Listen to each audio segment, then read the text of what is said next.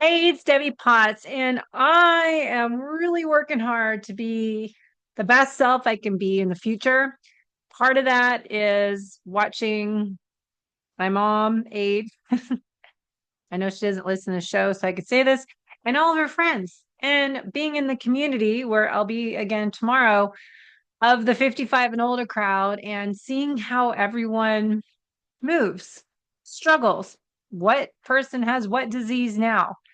And I don't feel that it has to be that way. People are not walking every day, getting out and seeing morning sunshine without sunglasses on. They're not lifting weights and keeping their strength up. They're not prioritizing protein. It is not about supplements, but yes, we do need to supplement the nutrients that our body needs to thrive at a cellular level as we age and we have a little bit more need as we get older. I see everyone as they get older tend not to make meals from scratch. They eat out more. They do happy hour. They're drinking alcohol every day sometimes. They're having prepared foods from Trader Joe's, Costco, whatever grocery store that are in plastic and they put them in the microwave to heat it up. There's a lot of microplastics in there, a lot of toxins. So I know that my mom's generation did not grow up being well, not maybe some people are. My mom did not grow up being as active as I would like her to be. Lifting weights, going to the gym, that's not what you do. It's not what people choose to do. I, at age suddenly 53, and watching how everyone is aging, I'm going into deep dive rabbit holes on why things happen as we age.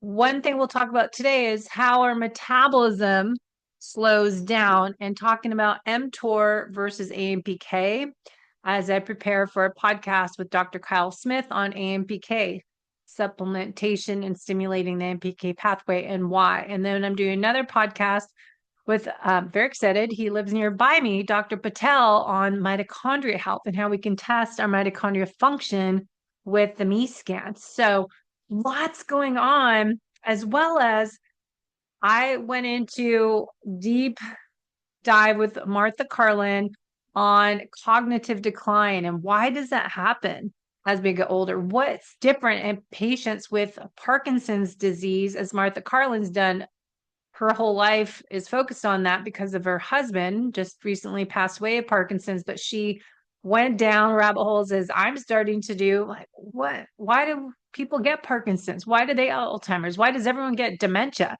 And what can we do now? So it's incredible research out there on how we can really look at all this data and put it together and figure out what do I, as a unique individual, need to do today to prevent all that stuff, that crap that could happen to me in the future if I don't do something about it now. I don't want to wait until I am struggling with memory loss and shakiness and having cancer or whatever it might be that can happen, but we can decrease the symptoms or course correct, hopefully eliminate that chronic disease. Why do chronic diseases start?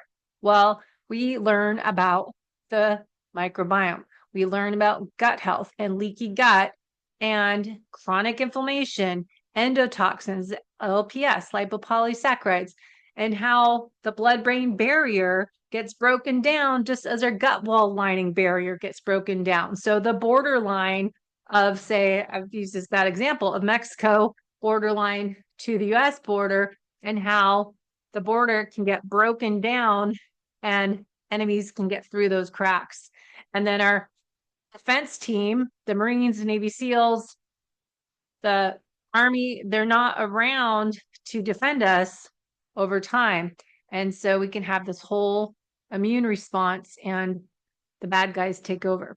So we get our own internal war that can lead to poor aging, cognitive decline, cognitive health, cardiovascular disease, all this different stuff. So I am on a mission to get different experts on the podcast to bring you information. But today I want to share with you what I'm talking about on metabolism testing. What I do as an FDN practitioner, I'm metabolic health practitioner, nutritional therapy practitioner, looking at the data, looking at your intake forms in my nutritional therapy, how you can thrive as you age by putting the missing pieces of the puzzle together, as people did not do for me.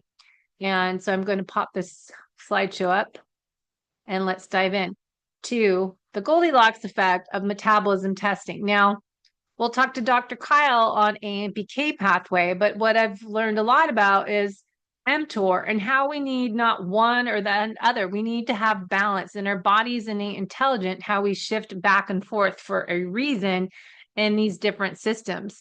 And same thing with insulin and cortisol, it's just opposite. So we want to have an understanding on the role of our mitochondria, health, and oxidative stress, and what we can do to improve it as we age. So working on what I say, being fit and healthy from the inside out at a cellular level as we age, so we can improve that process, the aging process, so we can thrive and not struggle with all these chronic diseases that I see happening more and more every time I go to my mom's in Palm Desert and see what's happening to everyone. So many people have family members, their parents, their friends with dementia, Alzheimer's, Parkinson's, random different diseases, but I think it's all connected. So when we talk about AMPK, I'll move my picture out of here again. But how are we assessing and supporting AMPK, or do we need mTOR? So in previous videos, I've gone into the whole metabolism testing. I'll back up a little bit on these slides, but how we're using PNOE testing to really get an idea. Is your metabolism slower than it should be as you age based on our resting metabolic rate? And so do you have signs that they're having your biological age versus chronological age, and how we can improve that? Is it looking at red light therapy and sauna and getting the right nutrients in your body, right personalized nutrition program? The reason our metabolism slows down is often to do with our mitochondria, with our activity level, with our lack of strength training and lack of prioritizing protein. And so when I talk about AMPK pathway versus mTOR pathway, I would rather you test with someone to look over, do I need support? How do I know which needs more support than the other? And so we're looking at that in our pathways that we test your mitochondria function in a PNOE test. So I'm going backwards on these slides to get to good spots. So when we do PNOE testing, I've done many videos on this, so go back and find my other ones, but we're looking at how are you now, where you are today, not last year, but just this moment I tested you. How is your fat burning metabolism?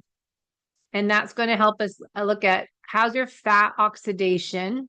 Do we need to do more fat max training? Do we need to work on improving your fat burning zone 1 and 2? Zone 2, as I said, is peak fat max, and the top of zone 2 is your crossover point where carbohydrates increase and fat goes down. Now, with the exercise test combined with the resting metabolism test, we can identify these different markers as establishing your 5 zones based on the exercise test.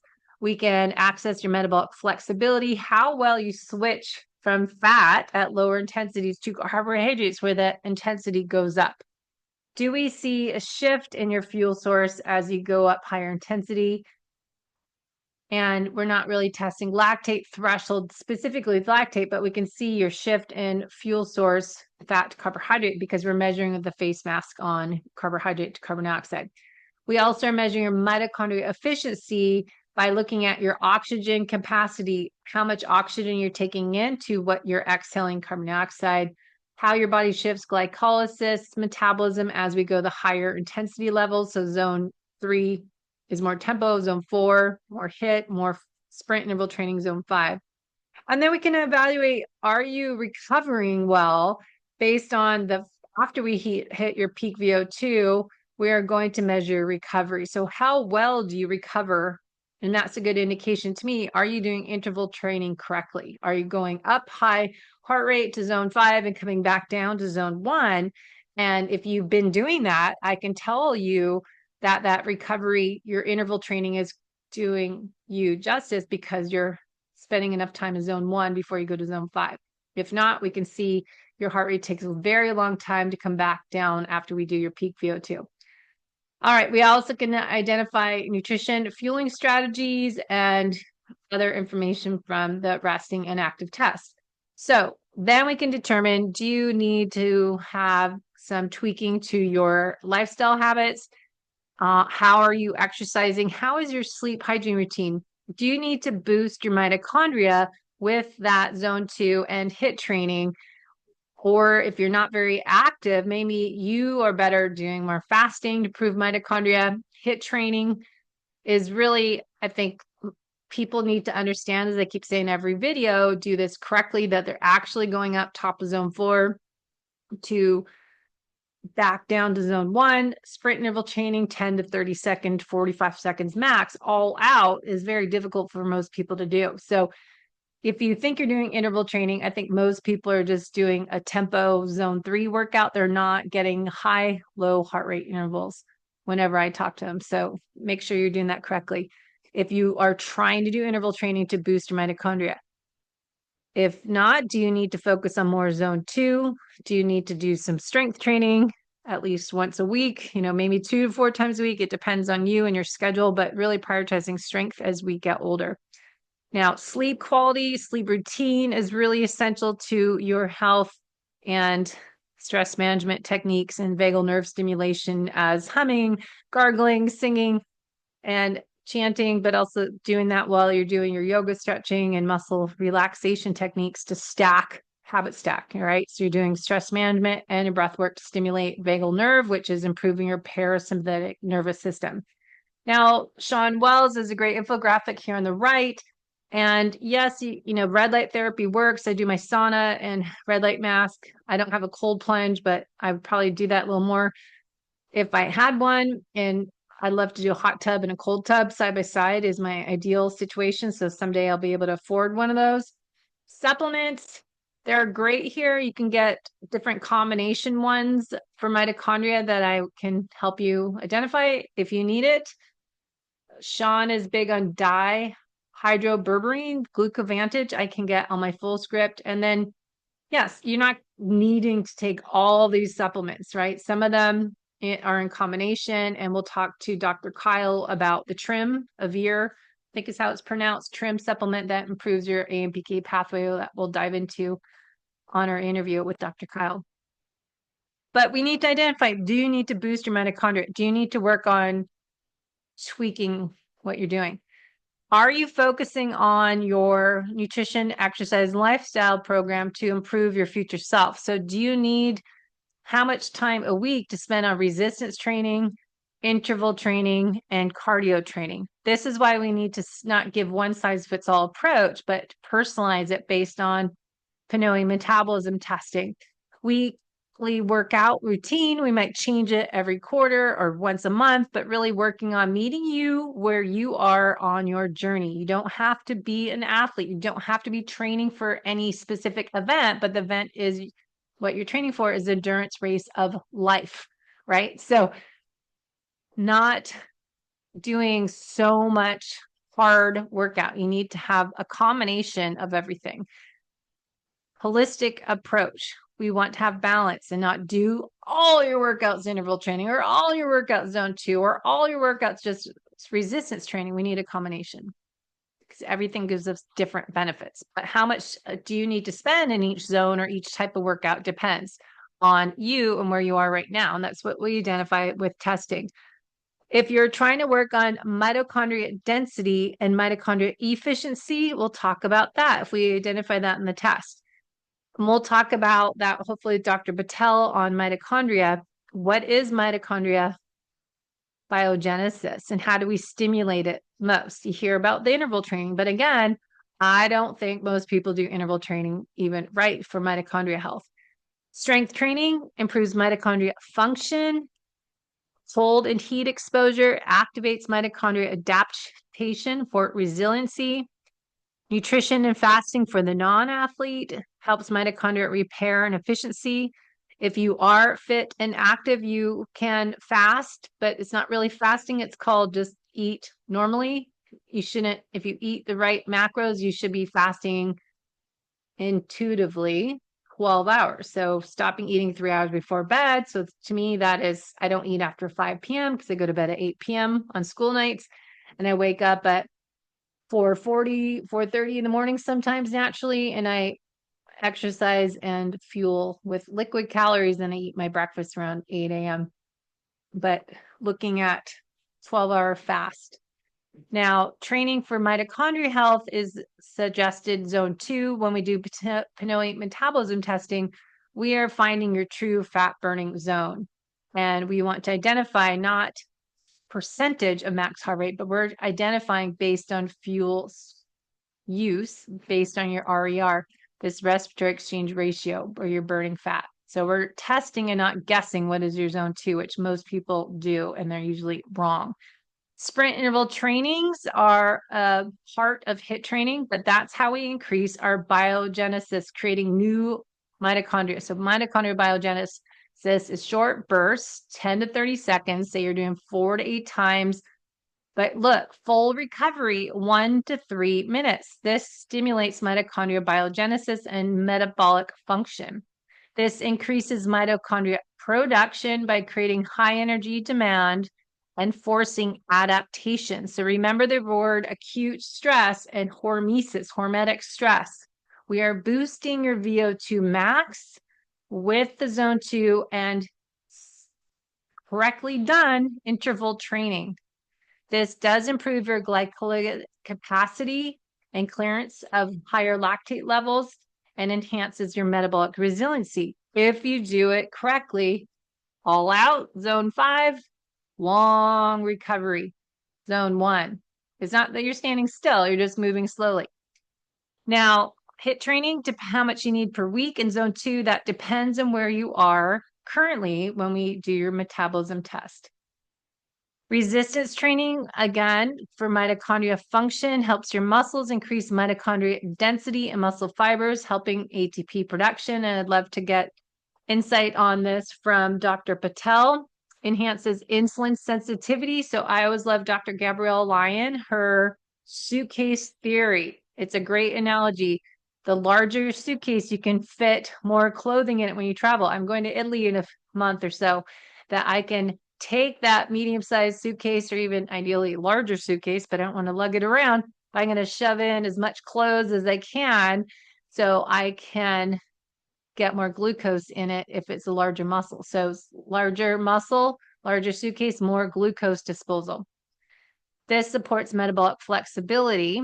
And then also we're stimulating mitophagy, clearing out dysfunctional mitochondria. So getting rid of the damaged, dead, not functioning at optimal level mitochondria.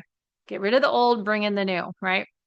So combining all this with strength training, I just did a video the other day, just a short minute video on how you're exercising. Yes, we know that lifting heavy weights is important as we age, and jump training, especially for us aging females and our hormones getting lower, but we do not start that way. We must build the foundation, work on the stabilizers, work on the wiring system, work on your form, and then we start to go heavier once you've developed that foundational phase. Please work with someone correctly. I stress out at the gym watching people exercise, people on machines. I see this cute family, 2 brothers, their sister, one's sister-in-law, a wife of the one, and then now they have a daughter. One of the guy's daughters coming, and they come every day, but they're doing everything and I just really want to help them. I just have to keep my mouth shut. But combine strength training, compound lifts with moderate reps and rest to improve mitochondria. You can focus on eccentric movement that lower increased muscular stress and mitochondria power. So work with a trained coach. So many people are just finding an app and they're not doing exercises correctly. So hardest part is getting to the gym. The next part is figure out a workout program that's designed on your needs, goals, and areas of opportunity, your muscle imbalances, and having a program that's correct for you. Then maybe you have, I work with clients on FaceTime and they put their AirPods on and we're at the gym and I'm watching what they're doing. So there is ways to work with someone watching you in real time. Okay. So we hear all about cold exposure, heat sauna. This can be too much stress for some people. So if you are, again, chronic stress impacts everything. But if your stressors, they are acute. But if you're applying acute stress, acute, that becomes accumulation of stressors that now you've overfilled that beaker of stress. If you're doing fasted exercise, then you're doing cold exposure and you're doing sauna and you're doing interval training and you're doing this and you're doing that. It just all adds up. So be careful on your program. This is why it's great to work with a practitioner and figure out, all right, are you doing too much of everything that you think is to help your mitochondria health and maybe increase your metabolism and metabolic health markers, but are you doing it too much, as I used to do everything too much, that now you're just causing hormone imbalances by cortisol being excess? So integrating zone 2 training, sprint training, strength training, and proper recovery to maximize mitochondrial health, energy efficiency, longevity, helping you thrive and not just survive. This is what we're working on. But what is good for you, I think, is important because so many people I work with are high type A driven, organized health optimizers. They're trying to do everything, but they're doing too much of everything. And so all this great stuff is not so great when you're doing too much of everything. And this is why I do what I do, because I was you. I used to do that. So avoiding the metabolism slowdown. Remember, we talked about this in the beginning and then I went backwards, but decreasing activity levels. We're just less active. We can change that. Changes in mitochondria. We need the cofactors, the B vitamins, the NAD production. We need to work on our nutrient dense. We need more antioxidants. We need to exercise, help high intensity to boost mitochondrial function. So nutrition, exercise, sleep, stress, and supplementation are all important part of improving our metabolic health. So avoiding this metabolism slowdown, we have to still address the stress and the sleep, right? So we need to prioritize stress management, work on mindfulness and your morning routine, your evening routine, as well as movement throughout the day. So breath work, taking a time out to reset if you're feeling stressed out, go for a little 1 minute walk, just get out, go outside, get fresh air, help manage that stress. Looking at genetics, looking at what you're doing. So we want to look at the holistic approach. All right. So going back to creating metabolic harmony, we want to gather all this data together, investigate under the hood, looking at what you're doing PNOE metabolism testing. This is a picture of it here. We're measuring the gas, analyzing the air. So inhaling oxygen, exhaling carbon dioxide. From that, we can get your fat burn, your lung fitness, your heart fitness, recovery, metabolic rate, VO2, and biological versus chronological age. So when we get to what I'm talking about, AMPK with Dr. Kyle tomorrow versus mTOR, we can identify that with the PNOE metabolism test, resting and exercise. So AMPK versus mTOR, crucial cellular signaling mechanisms. And this is important for energy regulation, our metabolism, and cellular growth, health, aging, and performance. So we want to look at our AMPK pathway. Is it working at optimal level? We talk about it as an energy sensor. It gets activated in response to low energy states as during exercise, fasting, and calorie restriction. When your energy levels drop, which means low ATP, we don't have enough energy being produced.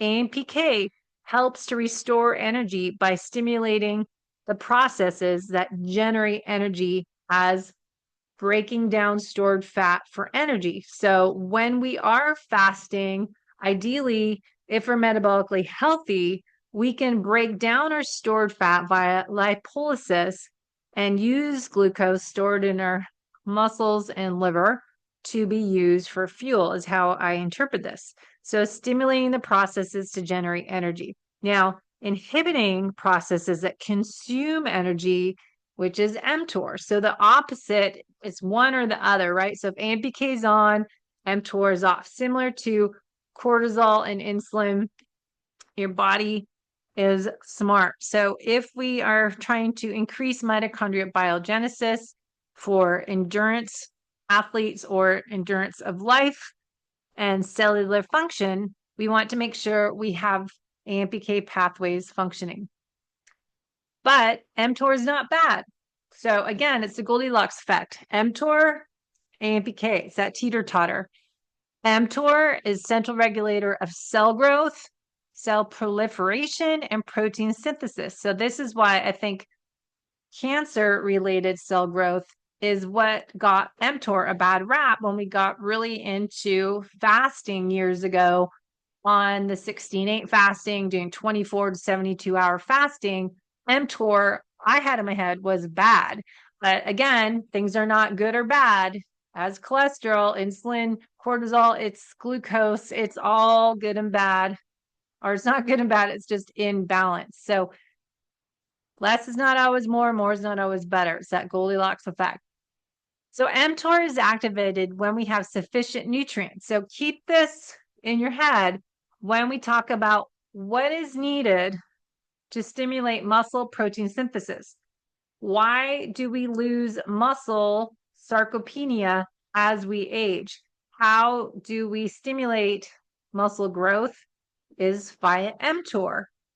So amino acids as leucine, if you listen to interviews I've done by myself on muscle protein synthesis, if we listen to Dr. Gabrielle Lyon and her mentor, Dr. Donald Layman, who created the leucine threshold, what used to work for us at a younger age doesn't work at the same level as we're older. So, for example, females my age, to stimulate muscle protein synthesis with our lower estrogen, the leucine threshold, we need double. So we'll go back to that, and it's in other videos I've done. So insulin growth factor. So mTOR promotes protein synthesis and muscle growth, cell division and repair, storage of fat and glycogen, inhibiting autophagy, the process of cleaning up damaged cells and proteins. So again, it's has some benefits and then does some things we don't want, but we want both. So mTOR is crucial for muscle growth and repair of our muscles, making this important for recovery and strength training to build muscle. And also just think of the words anabolic to catabolic. Catabolic's breaking down, anabolic's building up. We need both. And this is happening in the cell. And we'll talk to, hopefully Dr. Kyle can go into this, the Krebs cycle, and how in the cell, how this happens with AMPK and mTOR. And then if we can get into the mitochondria, how to turn this on and off with this nutrients that he's talking about in our exercise. So again, AMPK is when we're under stress, fasting, exercise, calorie restriction. This promotes what I just said, catabolics. Remember, catabolics breaking down. So remember, if we excess AMPK, we'd be excess breakdown. Not so good when we're aging and we want to be building, because mTOR is activated when there's ample nutrition, promoting anabolic processes as growth, repair, muscle building. So we need to find the balance. So these two pathways are seen as opposing forces. When AMPK is activated during fasting and exercise, it inhibits mTOR to prevent energy-consuming processes as cell growth.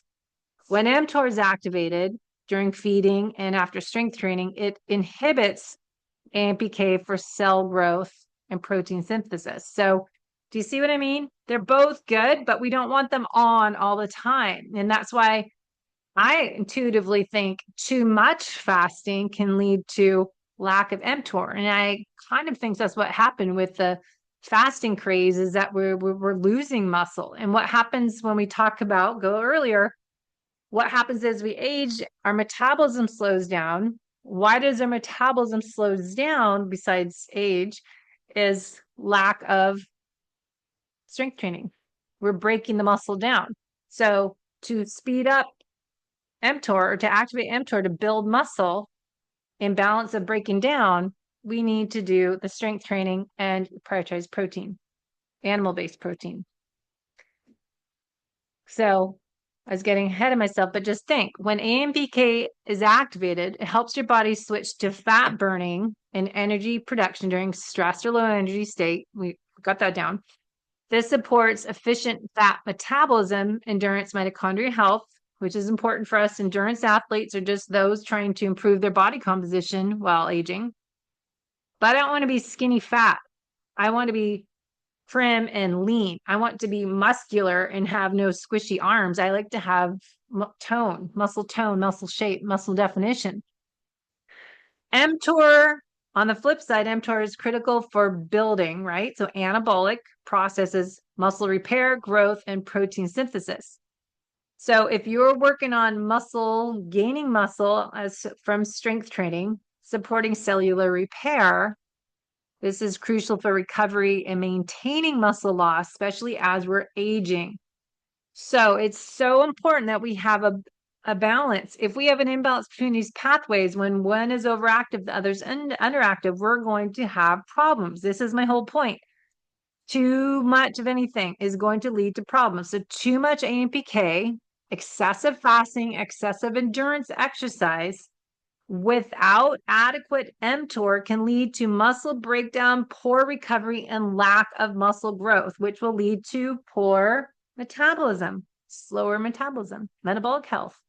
If we have excessive mTOR activation without AMPK activation, this can lead to excessive fat storage or hindering the body's ability to burn fat effectively, possibly leading to metabolic issues. So we must find a balance, establish balance that's for you to build muscle, burn fat, and recover from training. Does that make sense? That's so amazing. But we tend to just get this all or none thing and we just get too much into something and we have this imbalance. So it's a Goldilocks effect. If you want to improve your lifespan, we need a balance between the two, not always being in a low energy state. We need opposite. So not having obesity, but we want to have a little bit of both. So how to assess? We can test metabolism testing. We'll talk to Dr. Kyle, looking at protein, essential amino acids with the right leucine threshold, stack that with your strength training and protein forward meals, right? It's getting, again, women my age, we need to do not 30 grams of protein doesn't cut it. Not having 6 grams in an egg and think you're going to do it. You have to stimulate muscle protein synthesis with your protein meals, 40 to 50 grams. So that's why I have to take essential amino acids because I don't get all that to hit 1 gram of protein per ideal body weight a day.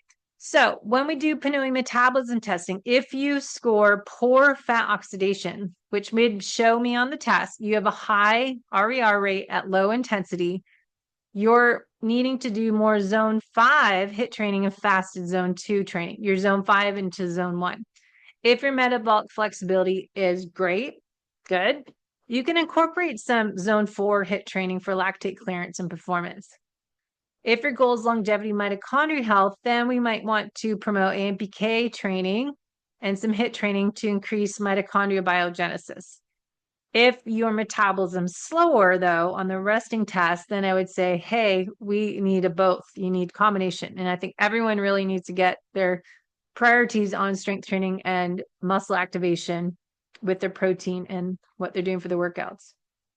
So we want to test and assess, look at your blood work, looking at genetics, looking at what I just showed you, the metabolism testing and performance assessments, tracking our metrics, your heart rate variability, heart rate, all that stuff we can look at. Are you recovering and repairing? Look at your vagus nerve. PNOE, again, we can figure out your active metabolism test and figure out the best way. Do we need to stimulate a little bit more AMPK or a little more mTOR, but we need them in balance? By looking at your respiratory exchange ratio, your peak fat training zone, and your thresholds and peak VO2. Determines the intensity of glycolysis, dominates, linking to mTOR activation and performance adaptations. Zone 2 is your peak fat oxidation, the bottom of zone 2, top of zone 1. And that's critical for AMPK activation, metabolic flexibility.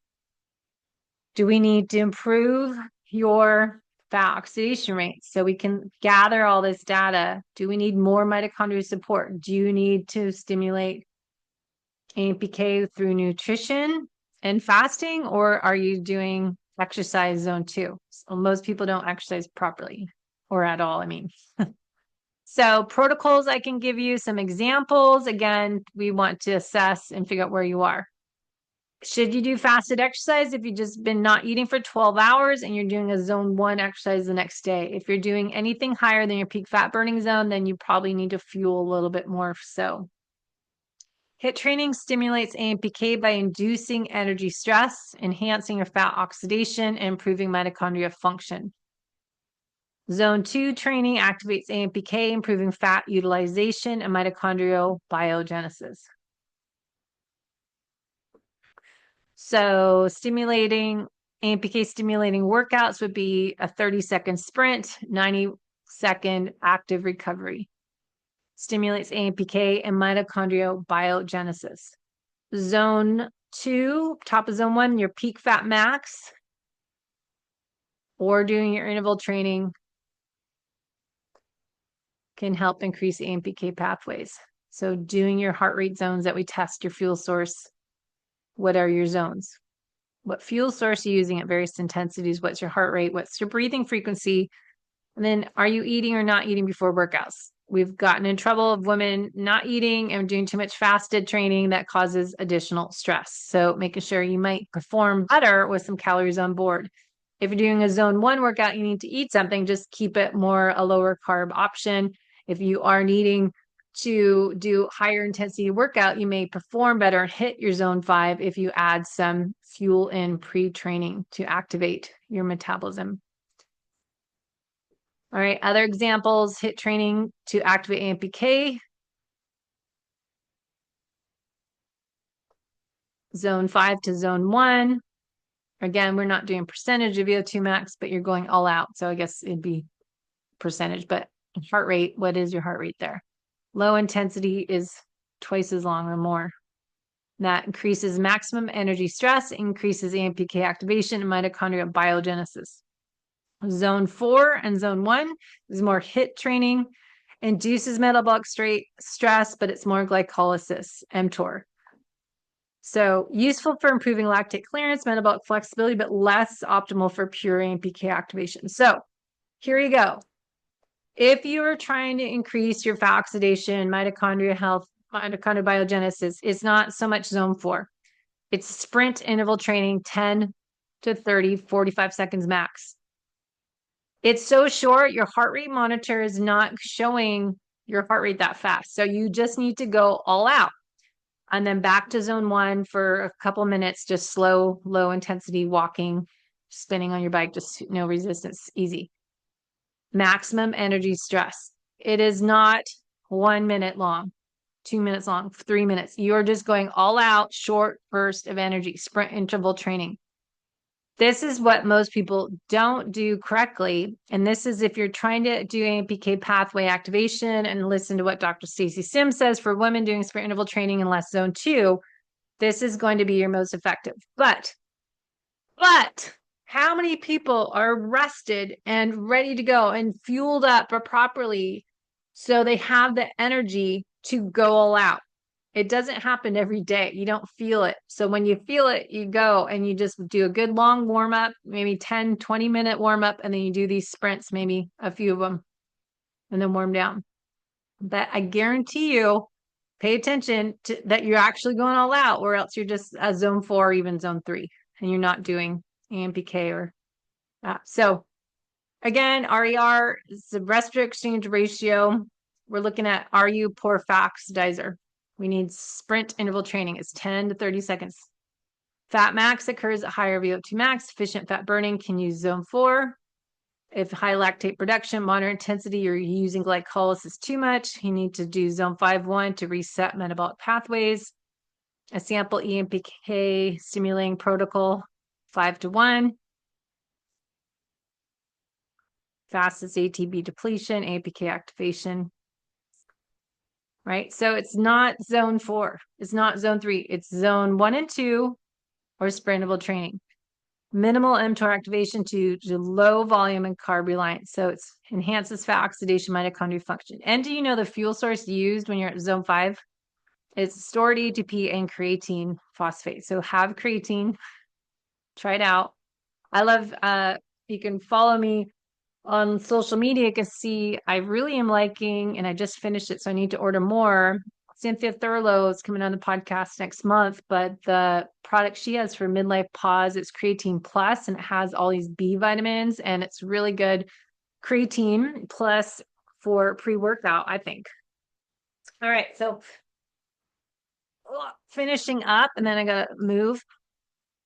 Calorie restriction, 12 hours for athletes if you're fit and active. If you are not exercising, try 16-8. If you're just doing walking, zone 1 workouts, alternate day fasting, lower insulin. If you have high insulin, this is a good little solution for you. Low carb, ketogenic, but focus on hitting the protein goal. The carbs can go lower if you're not doing hard intensity. You got to match your fueling with your training. Polyphenols, antioxidants, berberine, as I said, the one to get on my full script, ask me. And then protocols to increase mTOR. So if we find you need more muscle growth and recovery, as most of us do, resistance training, post-workout protein, leucine-rich sources to activate mTOR. Stimulate mTOR. You're consuming high-quality protein with leucine. It's not plant-based. Sorry. You got to get it from essential amino acids or get your animal-based protein. It's not the same. So whey protein, eggs, chicken, turkey, fish. Carbohydrates post-workout. If you're doing a tense workout, 20, 30 grams with their protein to activate mTOR, replenish glycogen stores. So a shake, I can't have a meal right away, but maybe later you have protein and some carbs, as I had grass-fed burger today, some sliced sweet potatoes, potato fries kind of thing my husband makes, and bacon fat. Amino acids, essential amino acid, you cannot just take leucine by itself. It has to be with all of its friends. So essential amino acids with 5 grams of leucine in there in that meal. Nutrient timing.